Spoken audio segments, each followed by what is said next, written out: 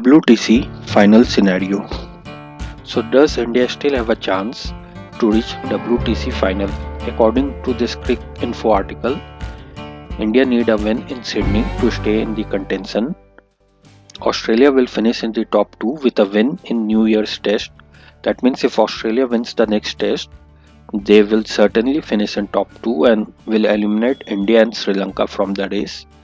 South Africa has already qualified, but a loss will keep India interested while Sri Lanka will be hoping for a draw.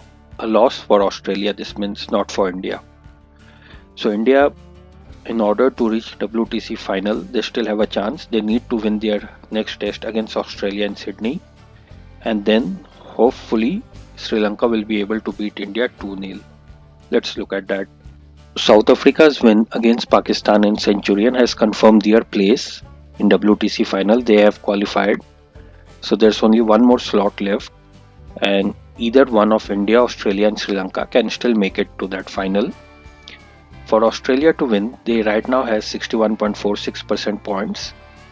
If Australia wins the Sydney test, they would be through. India won't be able to make it. India will be out of the contention, and Sri Lanka, even if they win both their remaining test against Australia, they will not be able to surpass Australia's percentage points on the points table, and therefore Australia and South Africa will both qualify for the WTC final. If Australia were to win in Sydney but lose both tests in their upcoming series in Sri Lanka, they would finish on 57 points. India would go to 50 and Sri Lanka to 53.85. So Australia will finish ahead of India and Sri Lanka. A draw in Sydney will keep them ahead of India. So if the next match in Sydney ends in a draw, Australia will be ahead of India, but it would leave the door open for Sri Lanka to sneak through. If Australia were to draw in Sydney but lose both tests in Sri Lanka, they would finish on 53.1 and Sri Lanka would reach 53.85.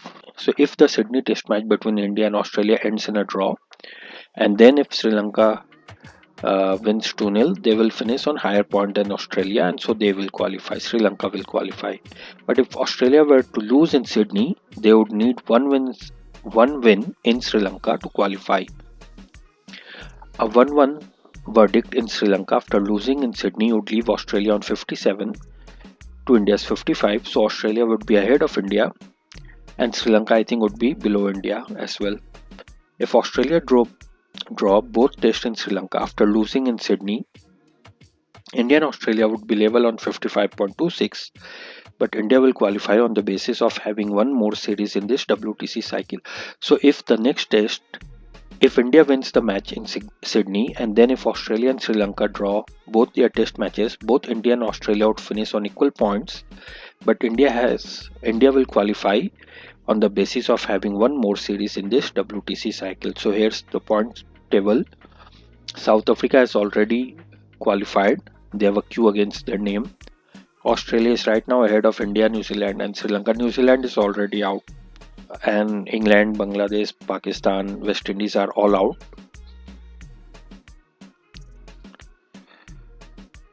So if India wants to qualify, they have no option left but to win their next test match. If it's a draw or if it's a loss, they are out of it. It's as simple as that.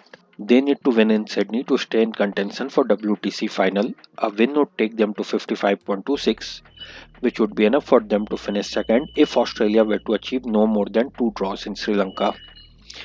So if that happens, first of all, India needs to win their match, and when that happens, then Australia will go to Sri Lanka, and then Australia will need to win at least one test match. If both of those matches will end in draw, or Sri Lanka manage to win 2-0 or 1-0, then India will qualify. So for India to qualify, they first need to start by winning their next test match and then hope for Sri Lanka to win 2-0 against Australia, or at least finish both matches in draw. As mentioned above, if Australia draw both tests, they will finish level with India on percentage, but India will qualify with more series win in this cycle. If Australia lose 1-0, they will drop to 53.5 and Sri Lanka will finish with 48. if it's a 1-0 win. However, if India only manages a draw, they will drop to 51.75 and will be out of WTC race. So draw is not an option now for India. They have no choice but to win the Sydney Test match, and that match has prospects of rain. So India will have to battle both rain and Australia to win that match now. Because if that match is a draw and Australia lose both their matches in Sri Lanka, they would still finish on higher percentage point than India, while Sri Lanka will climb to 53.85. So both Sri Lanka and Australia will finish ahead, and Sri Lanka in that case would be second on the points table, and so they will qualify for the WTC final. For Sri Lanka, as we already see, the only way Sri Lanka qualifies if the Sydney Test ends in a draw and then they beat Australia 2-0. In that case, Sri Lanka on 53.85 would finish above Australia and India. So what ideally Sri Lanka wants is for the Sydney Test match between India and Australia to end in a draw, and then Sri Lanka will have an opportunity to beat Australia 2-0 in Sri Lanka on spinning tracks and qualify for the WTC final. If India win in Sydney, they will knock Sri Lanka out. Australia will also certainly finish ahead of Sri Lanka if they go to 3-1 in Border Gavaskar Trophy. So basically, if either one of India or Australia wins, then Sri Lanka will be knocked out. If India wins, then Australia to qualify will need to win at least one test match in Sri Lanka. If they do that, they will qualify. If not, India will qualify. Now, why did the situation reach this point? Why is India, who at one point in time, let's look at the points table. India at one point in time, after their series against Bangladesh and before New Zealand series started, were sitting pretty at the top of the table with 74 percentage points. Since then, they have lost 5 test matches, 1 draw and 1 win, and have come down to 52% points. South Africa since that point has won all of their test matches, 2 against Bangladesh, 2 against Sri Lanka and 1 against Pakistan, and so they are now sitting pretty at the top of the table and will finish at the top of the table most likely, as I don't think it's very hard for Pakistan to beat South Africa in South Africa, even though the last match was a close one. Australia, having won 2 of their last 3 test matches, are now at the second place. If you look at the points table, the teams which are at top has won most of their recent test matches. South Africa has clearly won all of their test matches since September it was. Australia has won most of it, just 1 loss against India and 1 loss against England. So they are obviously sitting pretty at second spot, and if they have to crash out, they need to lose all 3 of these matches. Even if they won even one of these matches, they qualifies. India has no choice left but to win this and then hope Sri Lanka beat Australia 2-0 or at least hold them to draws. New Zealand have lost a lot of matches. Sri Lanka has lost a lot of matches. England has lost a lot of matches. That's why they are at the middle of the points table. Bangladesh has played all of their matches in this cycle. Pakistan, after their 1 match left against South Africa, they have a 2-match series against West Indies, which will determine which of these 2 teams finish at the bottom of the points table. So essentially, West Indies, Pakistan and Bangladesh are fighting in a way not to finish at the bottom of the table. So why did India reach this point? How did they manage to be on the verge of dropping out of WTC race to the final from being at the top of the table? So let's look at the highest run scorers and wicket takers in this Border Gavaskar Trophy. When you see the run scorers, Travis Head is leading the total run scorer chart with 410 runs at an average of nearly 60, 200s, 150. Now Jaiswal is at second spot. He is India's leading run scorer with 360. He has a score of 161 in Perth and couple of 80 odd innings in Melbourne. So about 330 runs out of the total 360 has come in just 3 innings. He has failed in the remaining 5 innings. But if you compare just these two people, Travis Head is ahead by about 70 runs, and the average difference is of 7 per innings. Now you can compare Nitish Reddy and Steve Smith. Reddy is slightly ahead in terms of runs and also in terms of average, but Nitish Reddy had a not out innings as well, and that has contributed to his innings. Steve Smith, even though he has only 280 runs, he already has 2 centuries in that, and those centuries came in the first inning of the match, which put his team much ahead of India. Now we can compare KL Rahul and Labuschagne. They both had decent series so far, averaging in 30s. Rahul has slightly higher average. Actually, it's higher by 5 points, but he has 250s. Labuschagne has 3. We can compare Carey to Virat Kohli. Again, Carey has some higher runs, slightly higher average, but Carey has consistently scored runs and built partnerships after his team being 5 down. Then we can compare Pant to Cummins. Both of them have similar amount of runs, similar averages. Now if you look at Usman Khwaja, he doesn't have anyone.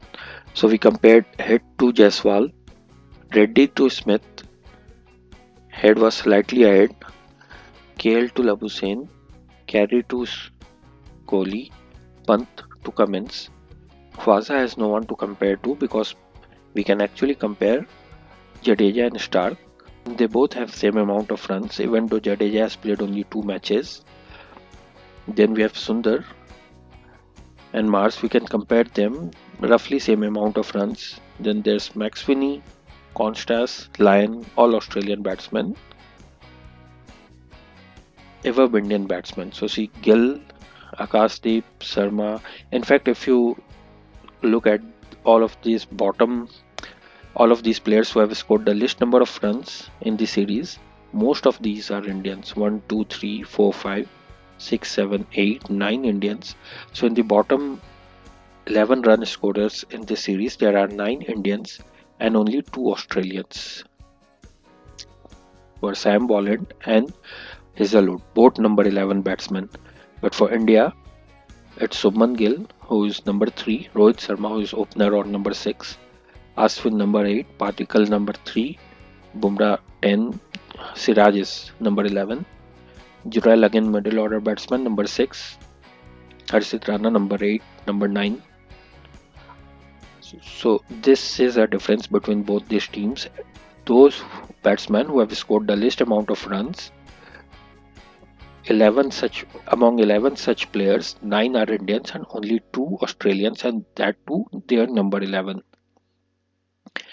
Their top order and middle order is comparable, except this 141 runs here for Usman Khwaja, for which we do not have a batsman to add to his runs, and then Head is slightly ahead of Jaiswal by about 50 runs. Reddy makes up about 17 runs here.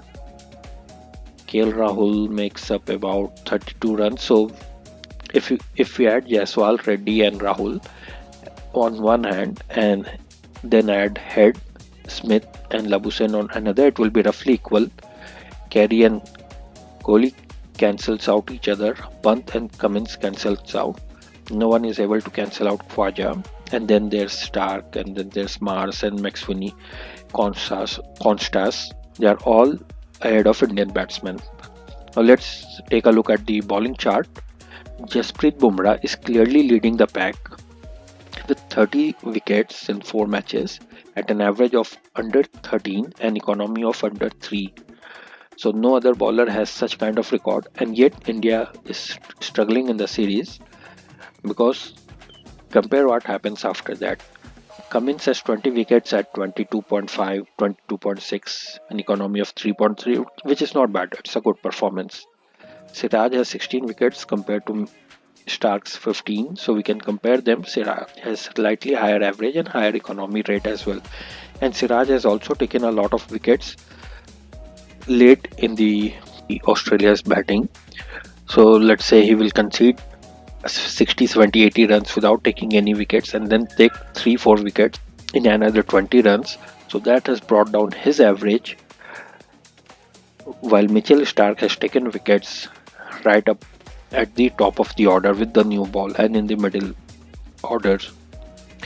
Then after that, it's all Australia. Look at Sam Bolland has 11, Lyon has 8, Hazelwood 6. So add these three, this is 25 wickets among them. And add that to Indian bowlers 5, 4, 4, 3, that is 8, 11, 16 bowlers among 4 bowlers. Then we can compare Mars and Nitish Kumar Reddy. They cancel out each other, 3 wickets each, similar average, similar economy rate. And Travis Head has picked up couple of wickets, has broken important partnerships, and Ashwin has just 1 wicket from the one match he played, which turned out to be his last test match. But where we have Bumrah at 30, Cummins is 20, Stark is 15, 11, 8, and you would have to compare the averages as well. So Boland is picking those wickets at 18, Hazelwood at 13. So you can compare Bumrah to Cummins, though Bumrah is ahead of him. Siraj and Stark cancels out each other, but no one is cancelling out Boland, Lyon, and Hazelwood. Akashdeep has 5 at an average of 54. Harshit Rana has 4 at an average of 50. Jadeja has 4 at an average of 51. Compare that to Lyon's 8 at an average of 40. Then Sundar 3 at average 35. So clearly Indian bowlers has taken wicket later in the innings after Australia has scored all those runs. After Australian batsmen have scored all those runs, Australian bowlers have taken wicket earlier in the innings, up with the new ball and with semi-new ball. That's why they are ahead in the series. So that's all for this video. Thanks for watching.